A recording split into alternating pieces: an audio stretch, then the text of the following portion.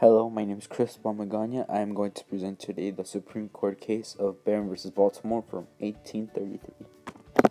As you guys can see right here, this is the flow map of the structure of the judiciary. These are the courts that are in the judiciary.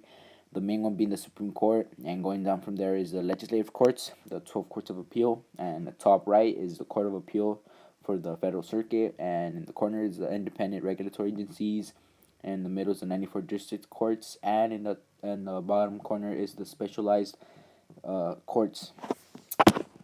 One brief fact about the Supreme Court case was that Barron owned a wharf, in other words, a boat, and he was suing the city of Baltimore for causing the diversion of the flow of the water, and that allowed the sand to accumulate in his wharf, and that prevented the vessels from using his very own wharf, and that's why he was suing the city of Baltimore.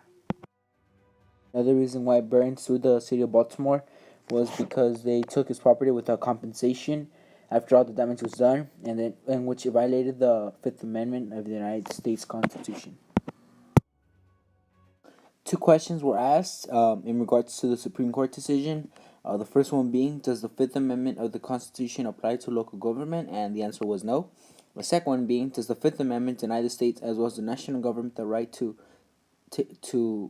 take private property for public use without justly compensating the property? And the answer was no. An important question that should be asked about this case was if it established anything constitutional, and the truth is that it did, because it helped define the concept of federalism in the United States in regards to the constitutional law, and that's why this is an important case in U.S. history. The result of the Supreme Court case was that Barron was rewarded his money for all the damages that were done in his wharf, but Chief Justice Marshall found that the limitations on government articulated in the Fifth Amendment were specifically intended to limit the powers of the national government. Marshall argued that the Supreme Court had no jurisdiction in this case since the Fifth Amendment was not applicable to the states, so his allegations were not justified, but he got his money.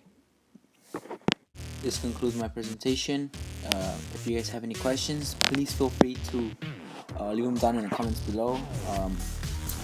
I'll be uploading more videos later on in the future. But in the meantime, thank you guys for hearing my presentation out. It was an honor doing this court case, and I'll see you guys next time. Goodbye.